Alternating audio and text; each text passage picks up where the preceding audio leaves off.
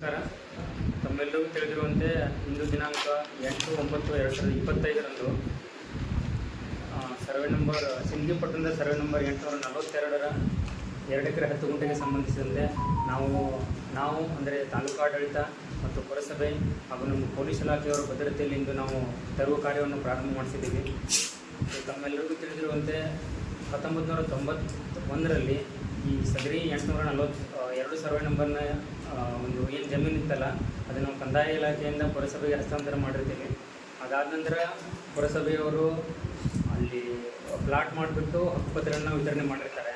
So ಆ ಸಮಯದಲ್ಲಿ ಅವರು ಏನು ಓನರ್ ಇರ್ತಾರಲ್ಲ ಕರ್ಜಿಯನ್ನವರು ಒಂದು ಅಸಲು ದಾವೆಯನ್ನು ಮಾನ್ಯ ಪ್ರಿನ್ಸಿಪಲ್ ಸಿವಿಲ್ ಜಡ್ಜ್ ನ್ಯಾಯಾಲಯ ವಿಜಯಪುರದಲ್ಲಿ ಹಾಕ್ತಾರೆ. ಸೊ ಅದಾದ ನಂತರ ಏನೇನು ಆಂಟಿಸಿಡೆಂಟ್ ಆದಂತೇಳಿ ನಾನು ನಿಮಗೆ ಎಕ್ಸ್ಪ್ಲೈನ್ ಮಾಡ್ತೀನಿ.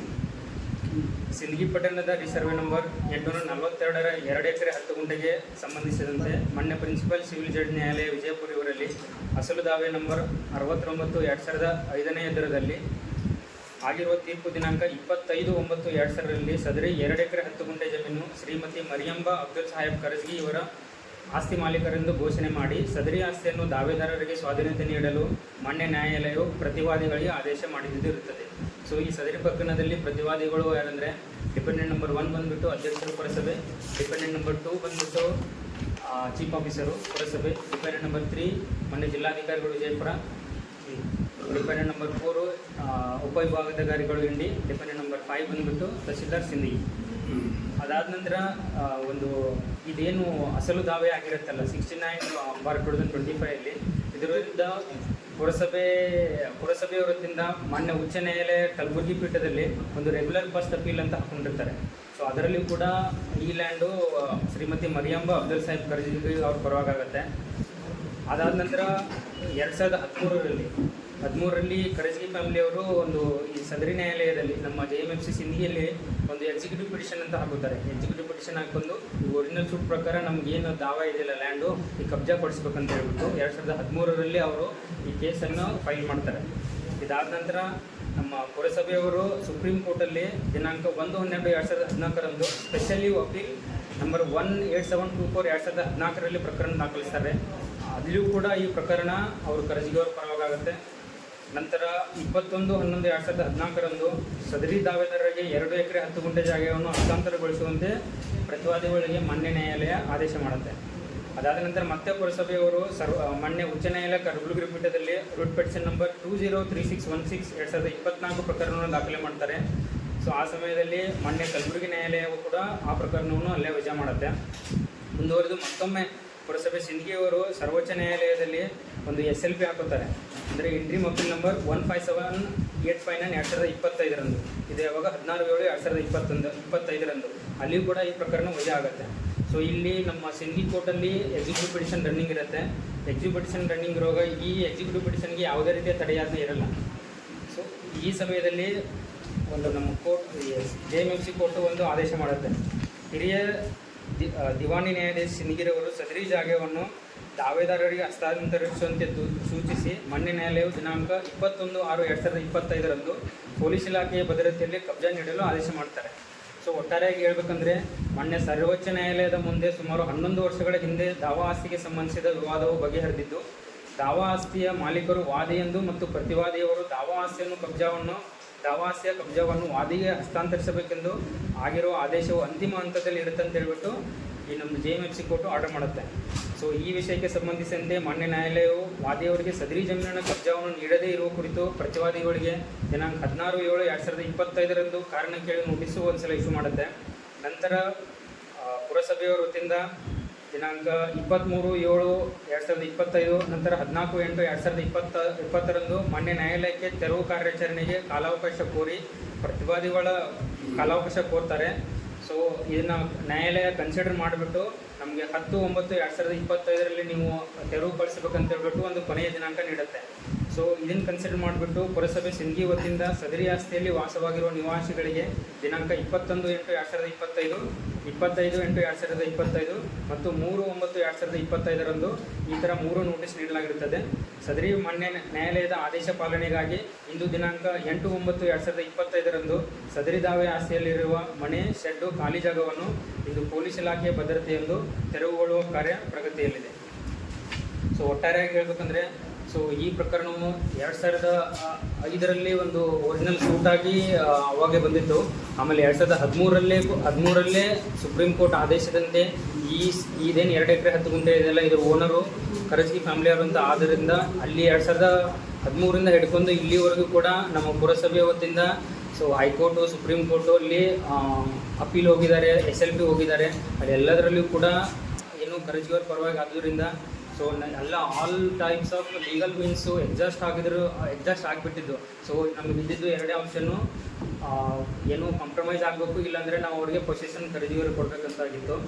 ಬಟ್ ನಾವು ಸುಮಾರು ತಮ್ಮೆಲ್ಲರಿಗೂ ತಿಳಿದಿರುವಂತೆ ಸುಮಾರು 6 ತಿಂಗಳಿಂದನೂ ಕೂಡ ನಾವು ಕಾಂಪ್ರಮೈಸ್ಗೆ ಬ್ಯಾಕ್ ಎಂಡಲ್ಲಿ ಟ್ರೈ ಮಾಡಿದ್ವಿ. ಬಟ್ ಇವತ್ತು ಮುಂಜಾನೆ 8 ಗಂಟೆವರೆಗೂ ಕೂಡ ನಮಗೆ ಒಂದು ಆಶಾಭಾವನೆ ಇತ್ತು, ಏನೋ ಒಂದು ಆಗ್ಬೋದು ಅಂತ ಹೇಳ್ಬಿಟ್ಟು. ಸೊ ಅದು ಕೂಡ ನಾವೇನು ವಿಫಲ ಆಯಿತು. ಆದ್ದರಿಂದ ನಾವು ಬೇರೆ ದಾರಿ ಇಲ್ಲಾರ್ದೇ ಇಂದು ನಾವು ನಮ್ಮ ಪುರಸಭೆ ಹಾಗೂ ಪೊಲೀಸ್ ಇಲಾಖೆ, ನಮ್ಮ ತಾಲೂಕು ಆಡಳಿತ ವತಿಯಿಂದ ಏನು ನಾವು ಇಂದು ತೆರವು ಕಾರ್ಯಾಚರಣೆ ಕೈಗೊಂಡು ಇನ್ನೂ ಕೂಡ ಇದು ಪ್ರಗತಿಯಲ್ಲಿದೆ. ಸೊ ಇನ್ನೂ ಹೇಳಬೇಕಂದ್ರೆ, ಈಗೇನು ಅಲ್ಲಿ ನಿವಾಸಿಗಳಿದ್ರಲ್ಲ ಅವ್ರಿಗೆ ತಾತ್ಕಾಲಿಕವಾಗಿ ಮತ್ತು ಪರ್ಮನೆಂಟಾಗಿ, ತಾತ್ಕಾಲಿಕಿದ್ದವ್ರಿಗೆ ಏನು ವ್ಯವಸ್ಥೆ ಮಾಡಿಕೊಳ್ಳಲಾಗಿದೆ, ಆಮೇಲೆ ಇಲ್ಲಿ ಪರ್ಮನೆಂಟಾಗಿ ಏನು ಅವ್ರಿಗೆ ವ್ಯವಸ್ಥೆ ಮಾಡ್ಬೋದು ಅಂತ ಹೇಳ್ಬಿಟ್ಟು ನಮ್ಮ ಪುರಸಭೆ ಚೀಫ್ ಆಫೀಸರ್ ನಿಮ್ಗೆ ಹೇಳ್ತಾರೆ. ನಾವೇನು ತೆರವು ಕಾರ್ಯಾಚರಣೆ ನಾವು ಮಾಡಿದ್ದೀವಿ. ನಮ್ಮ ಪುರಸಭೆಯಿಂದ 15 ಟ್ರ್ಯಾಕ್ಟರು ಮತ್ತು 45 ಜನ ಪೌರ ಕಾರ್ಮಿಕರು, ಆಮೇಲೆ ಒಂದು 20 ಜನ ವಾಟರ್ ಸಪ್ಲೈ, ಪೊಲೀಸ್ ಭದ್ರತೆಯಲ್ಲಿ ನಾವು ಇವತ್ತು ಕಾರ್ಯಾಚರಣೆ ಮಾಡಿದ್ದೀವಿ. ನಾವು ತಾತ್ಕಾಲಿಕವಾಗಿ ಈಗ ಅವ್ರನ್ನ ಕರ್ಕೊಂಡು ಹೋಗಿ ಅಲ್ಪಸಂಖ್ಯಾತರ ವಿದ್ಯಾರ್ಥಿಗಳು ವಸತಿ ನಿಲಯ, ಗಂಡು ಮಕ್ಕಳು, ಆಮೇಲೆ ವೆಂಕಟೇಶ್ವರ ಕಲ್ಯಾಣ ಮಂಟಪ, ಆಮೇಲೆ ಡಾಕ್ಟರ್ ಬಾಬಾ ಸಾಹೇಬ್ ಸಮುದಾಯ ಭವನ, ಅಬು ಫಂಕ್ಷನ್ ಹಾಲು, ರಾಜರಾಜೇಶ್ವರಿ ಕಲ್ಯಾಣ ಮಂಟಪ, ಭಗವಂತ್ ಶಾದಿ ಹಾಲು, ಇಷ್ಟು ಕಡೆಗೆ ನಾವು ವ್ಯವಸ್ಥೆ ಮಾಡ್ಕೊಂಡಿದ್ವಿ. ಈಗ ಅವರು ಎಲ್ಲೆಲ್ಲಿ ಬೇಕೋ ಅವ್ರನ್ನ ಜಮೀನುಗಳಿಗೆ ತೊಗೊಂಡು ಹೋಗಿದ್ದಾರೆ. ನಮ್ಗೆ ಅಲ್ಲಿ ಬಿಡಿ ಇಲ್ಲಿ ಬಿಡಿ ಅಂತ ಹೇಳಿದ್ದಕ್ಕೆ ಅವ್ರ ಹತ್ರ ನಾವು GPS ಫೋಟೋ ಹೊಡೆಸ್ಕೊಂಡಿದ್ದೀವಿ. ತಿರ್ಗಿ ಅವ್ರು ಹೇಳಿರೋ ಪ್ಲೇಸ್ಗೆ ನಮ್ಮ ಟ್ರ್ಯಾಕ್ಟ್ರು 15 ಟ್ರ್ಯಾಕ್ಟ್ರು ನಮ್ಮ ಪುರಸಭೆಯಿಂದ ನಾವು ತೆರವು ಕಾರ್ಯಾಚರಣೆಗೆ ಕೈಗೊಂಡಿದ್ವಿ. ಅವರೆಲ್ಲಿ ನಮ್ಗೆ ಇಂಥ ಕಡೆ ಬಿಡಿ ಅಂದಾಗ ಅಂಥ ಕಡೆ ಬಿಟ್ಟು ಅವ್ರ ಹತ್ರ ಸಹಿ ತೊಗೊಂಡಿದ್ದೀವಿ ಮತ್ತು GPS ಫೋಟೋ ಕೂಡ ಹೊಡೆದಿದ್ದೀವಿ. ಯಾರು ಬಡವರು ಅವ್ರು ಎಲ್ಲೂ ಹೋಗೋಕ್ಕೆ ಸಾಧ್ಯನೇ ಇಲ್ಲ ಅಂದವ್ರಿಗೆ ಕರ್ಕೊಂಡೋಗ್ಬಿಟ್ಟು ಹಾಸ್ಟೆಲಲ್ಲಿ ವ್ಯವಸ್ಥೆ ಮಾಡಿದ್ದೀವಿ. ಪುನರ್ವಸತಿ, ತಾತ್ಕಾಲಿಕ ಪುನರ್ವಸತಿ ಕಲ್ಪಿಸಿದ್ದೀವಿ. ಅವ್ರಿಗೆ ಪರ್ಮನೆಂಟ್ ಸೊಲ್ಯೂಷನ್ ಕೂಡ ನಾವು ಮುಂಬರುವ ದಿನಗಳಲ್ಲಿ MLA ಅವರು ಆಶ್ರಯ ಕಮಿಟಿ ಮೆಂಬರ್ ಇದ್ದಾರೆ. ನಮ್ಮಲ್ಲಿ ಅಂತರ್ಗಂಗೆ ರಸ್ತೆಯಲ್ಲಿ ನಮ್ಮದು 565 ಸರ್ವೆ ನಂಬರು 565, ಅಲ್ಲಿ ಟೋಟಲ್ಲು 10 ಎಕರೆ ಜಾಗ ಇದೆ ನಮ್ಮದು. 10 ಎಕರೆ ಜಾಗದಲ್ಲಿ ಆಲ್ರೆಡಿ ಟೋಟಲ್ಲು ಪ್ಲಾಟು 411 ಪ್ಲಾಟ್ ನಾವು ಮಾಡಿದ್ದೀವಿ. 411 ಪ್ಲಾಟಲ್ಲಿ ನಾವು ಈಗಾಗಲೇ 186 ಪ್ಲಾಟ್ನ ಹಂಚಿಕೆ ಮಾಡಿದ್ದೀವಿ, ಹಕ್ಕುಪತ್ರ ಕೊಟ್ಟಿದ್ದೀವಿ. ಅಲ್ಲಿನ್ನೂ ಬಾಕಿ ನಮಗೆ 225 ಬಾಕಿ ಇದೆ ಹಂಚಿಕೆ ಮಾಡಬೇಕಾಗಿರೋದು. ಈಗ ಅವ್ರಿಗೆ ತುಂಬ ತೊಂದರೆ ಆಗಿದೆ. ಮುಂಬರುವ ದಿನಗಳಲ್ಲಿ ಆಶ್ರಯ ಕಮಿಟಿ ಅಧ್ಯಕ್ಷರು MLA ಸರ್ ಗಮನಕ್ಕೆ ತೊಗೊಂಡ್ಬಂದು ಅವರಿಗೆ ಪುನಃ ಆಶ್ರಯ ಯೋಜನೆಯಿಂದ ಪರ್ಯಾಯ ವ್ಯವಸ್ಥೆ, ಪರ್ಮನೆಂಟ್ ಸೊಲ್ಯೂಷನ್ನ ಈಗೇನು ಅವ್ರಿಗೆ ತೊಂದರೆ ಆಗಿದೆ ಸಾರ್ವಜನಿಕರಿಗೆ ಅಲ್ಲಿ ನಾವು ಕೊಡಲಿಕ್ಕೆ ನಾವು 100% MLA ಅವ್ರ ಮುಖಾಂತರ ನಾವು ಪ್ರಯತ್ನ ಮಾಡಿ ಅವ್ರಿಗೆ ಹಕ್ಕುಪತ್ರ ಸಿಗೋ ರೀತಿಯಲ್ಲಿ ನಾವು ಪ್ರಾಮಾಣಿಕ ಪ್ರಯತ್ನ ಮಾಡ್ತೀನಿ ಅಂತೇಳಿ ತಮ್ಮ ಮಾಧ್ಯಮದ ಮುಖಾಂತರ ನಾನು ಸೂಚಿಸಬಹುದು. ಅಲ್ಲ, ಅಲ್ಲಿ ಈಗ ಯಾರು ನಿಜವಾದ ಫಲಾನುಭವಿ ಯಾರಿದ್ದಾರೆ, ನಿಜವಾದ ಫಲಾನುಭವಿ ಅಂದರೆ ಈಗ ನಾವೇನು ಹಕ್ಕುಪತ್ರ ಕೊಟ್ಟಿರೋದು ಆಲ್ರೆಡಿ ನಮ್ಮ ಹತ್ರ ಪಟ್ಟಿ ಇದೆ, ಹಕ್ಕುಪತ್ರ ಕೊಟ್ಟಿರೋದು ಪಟ್ಟಿ ಇದೆ. ಆಮೇಲೆ ಅದರಲ್ಲಿ ಅವ್ರು ಏನು ಮಾರಾಟ ಮಾಡಿದರೆ ನಮ್ಗೆ ಲೆಕ್ಕಕ್ಕಿಲ್ಲ. ಈಗ ಅವರು ಮಾರಾಟ ಮಾಡಿದರೆ ಹಕ್ಕುಪತ್ರ ಟೋಟಲ್ಲು 80 ಇದಾವೆ ಸರ್. ಸರ್ ಈಗ ಅದರಲ್ಲಿ ಮಾರಾಟ ಆಗದೇ ಇರೋದೆಷ್ಟು, ಮಾರಾಟ ಆಗಿರೋದೆಷ್ಟು? ಸರ್ ಈಗ ಮಾರಾಟ ಕೆಲವರು ಒಂದು 26 ಮಾರಾಟ ಮಾಡಿದೆ ಅಂತ ಕಂಡು ಬಂದಿದೆ ಸರ್. ಅದನ್ನು ಕೂಲಂಕುಷವಾಗಿ ಪರಿಶೀಲನೆ ಮಾಡಿಬಿಟ್ಟು ಆಶ್ರಯ ಕಮಿಟಿ ಸಭೆಯಲ್ಲಿ ನಾವು ಮನ್ನಣೆ ಮಾಡ್ತೀವಿ. ಮನ್ನಣೆ ಮಾಡಿದಾಗ ಸಭೆಯಲ್ಲಿ ಏನು ನಿರ್ಣಯ ಕೈಗೊಂಡ ಮೇಲೆ ನಾವು ಅದನ್ನು ನಡವಳಿಯನ್ನು ಮಾನ್ಯ ಜಿಲ್ಲಾಧಿಕಾರಿಗಳ ಗಮನಕ್ಕೆ ಕಳಿಸ್ತೀವಿ. ಮಾನ್ಯ ಜಿಲ್ಲಾಧಿಕಾರಿಗಳಿಂದ ನಿಗಮಕ್ಕೆ ಹೋಗುತ್ತೆ. ನಿಗಮದಿಂದ ಆ ಪಟ್ಟಿ ಅಪ್ರೂವಲ್ ಆಗ್ತಿದ್ದಂಗೆ ಅಲ್ಲಿಂದ ಹಕ್ಕುಪತ್ರ ತೊಗೊಂಬಂದು ಇದೇ MLA ಅವರು ಕರೆದು ಅವ್ರು ಯಾರು ಫಲಾನುಭವಿಗಳು ನುಕ್ಸಾನ ಆಗಿದೆ MLA ಅವರ ಅಧ್ಯಕ್ಷತೆಯಲ್ಲಿ ಅವರೆಲ್ಲರಿಗೂ ಕೂಡ ಹಕ್ಕುಪತ್ರ ಕೊಡುವ ವ್ಯವಸ್ಥೆನ ನಾವು ಮತ್ತೆ ಈಗ ಅಲ್ಲಿ ಪ್ಲಾಟ್ ತೊಗೊಂಡವ್ರ ಹಣೆ ಬರ ಏನು? ಅದು ಏನು ಮಾಡೋಕ್ಕೆ ಸರ್? ಅಲ್ಲ ಮತ್ತೀಗ ಅವರು ತಹಸೀಲ್ದಾರ್ ಸಬ್ ರಿಜಿಸ್ಟರ್ ಆಫೀಸಿಂದನೇ ಅವರಿಗೆ ರಿಜಿಸ್ಟರ್ ಮಾಡಿ ಕೊಟ್ಟಿರೋದಿರುತ್ತೆ. ನಿಮ್ಮ ಮುನ್ಸಿಪಾಲ್ಟಿಯಲ್ಲಿ ಅದು ಎಂಟ್ರಿ ಆಗಿರೋದಿರುತ್ತೆ. ಮತ್ತು ಅವ್ರದ್ದು ಮುಂದಿನ ಏನಾಗುತ್ತೆ ಈಗ ಏನಾಗಿದೆ ಅಂತ ಕಾನೂನು ದೃಷ್ಟಿ ಒಳಗೆ 2 ಎಕರೆ 10 ಗುಂಟೆ ಮಾಲೀಕರು ಹೌದಾ, ವಾದಿ ಮರಳಿ ಖರ್ಚಿಗೆ ಅಂತ ಆದೇಶ ಹೌದಾ. ಒಮ್ಮೆ ನ್ಯಾಯಾಲಯದ ಆದೇಶ ಆದ ನಂತರ ಎಲ್ಲ ಟ್ರಾನ್ಸಾಕ್ಷನು ಶೂನ್ಯ ಕಾನೂನು ದೃಷ್ಟಿ ಒಳಗೆ. ಈ ರೀತಿಯಾಗಿ ಮೊದಲ 69/2005 ದಾವೆ ಮರಂಬಿ ಖರ್ಜಿಗೆ ಅವರು ಸಂದಗಿ ನ್ಯಾಯಾಲಯದಲ್ಲಿ ದಾವೆ ಹಾಕಿದ್ರು. ಅದು ದಾವೆ 3/3/2005 ಡಿಗ್ರಿ ಆಯಿತು ಮರಂಬಿ ಖರ್ಜಿ ಈ ಸೂಟ್ ಪ್ರಾಪರ್ಟಿಗಳು. ಅದರ ಮೇಲೆ ನಮ್ಮ ಸರ್ಕಾರದವರು RFA ನಂಬರ 448/2008 ಅಂತೇಳಿ ಅಪೀಲ್ ಮಾಡಿದ್ರು ಪುರಸಭೆ ಮತ್ತು ಸರ್ಕಾರ ವತಿಯಿಂದ. ಆ RFA ದಿನಾಂಕ 3/7/2014 ವಜಾ ಆಯಿತು, ಸರ್ಕಾರ ವತಿಯಿಂದ ಹಾಕಿದ್ದು. ತದನಂತರ ಸುಪ್ರೀಂ ಕೋರ್ಟಿಗೆ SLA ನಂಬರ್ 18/724/2014 ಮತ್ತೆ ಸುಪ್ರೀಂ ಕೋರ್ಟಿಗೆ ಅಪೀಲ್ ಮಾಡಿದ್ರು ಪುರಸಭೆ ಮತ್ತು ಸರ್ಕಾರದ ವತಿಯಿಂದ, ಅಸಿಸ್ಟೆಂಟ್ ಕಮಿಷನರ್ ಮತ್ತು ಡೆಪ್ಟಿ ಕಮಿಷನರ್ ವತಿಯಿಂದ. ಅದು ವಜಾ ಆಯಿತು. ಕೊನೆಯ ಪ್ರಯತ್ನವಾಗಿ SLP ನಂಬರ್ ಅಂಥೇಳಿ ಡೈರಿ ನಂಬರ್ 29/490/2025 ಅಂಥೇಳಿ ಕೊನೆಯ ಬಾರಿಗೆ ಏನು ಎಕ್ಸಿಕ್ಯೂಷನ್ ಪಿಟಿಷನ್ ಪ್ರೆಸೆಂಟ್ ಏನು ದರಖಾಸ್ತು ನಂಬರ್ 2/2013 ಹಂಚನೆ ಅಲ್ಲ ಸರ್. ಏನಾಯ್ತು ಅಂತ ಸರ್ ನಾ ಕೇಳಿದ್ದೆ ನಂಬರ್ ಅದು ಸರ್ಕಾರ ನಾ ಕೇಳಿದ್ದೆ ಏನಂತಂದ್ರೆ ಅವ್ರು ಸರ್ ಏನಂದ್ರು, ಈಗಾಗಲೇ ಅಲ್ಲಿರುವಂತ ಜಾಗ ಯಾರು ಖರೀದಿ ಮಾಡ್ಯಾರ ಅವ್ರ ಸಂಬಂಧ ಬೀಳೋದಿಲ್ಲ. ಅಲ್ಲ ಇಲ್ಲಿ ಸಬ್ ರಿಜಿಸ್ಟರ್ ಆಫೀಸ್ನ್ಯಾಗ ನೋಂದಣಿ ಆಗಿರ್ತದ, ತಹಸೀಲ್ ಆಫೀಸ್ ಅವ್ರ ಪುರಸಭೆ ಒಳಗಿದಾಗಿರ್ತದೆ. ಅಲ್ಲ ಅದು ಇಡ್ತಾನೆ ಎಲ್ಲ ತಹಸೀಲ್ದಾರ್ ಹೇಳ್ಯಾರಿ. ಇದಾದ ನಂತರ ಸರ ಇನ್ನೊಂದು ತಮ್ಮ ಗಮನಕ್ಕೆ ತರಬೇಕಂದ್ರೆ ಅಲ್ಲಿರ್ತಕ್ಕಂಥ ಫಲಾನುಭವಿಗಳು ಸಹಿತ ಅವರು ಸಹಿತ ಕೋರ್ಟ್ಗೆ ಹೋಗಿದ್ರು. ಅಲ್ಲಿ ಅಕ್ಯುಪೆಂಟ್ಸ್ ಯಾರದಾರ ಫಲಾನುಭವಿಗಳು OS ನಂಬರ್ 28/2009 ಅಂತೇಳಿ ಅಲ್ಲಿ ಎಲ್ಲರೂ ಕೂಡ್ಕೊಂಡು ಹೋಗಿದ್ರು.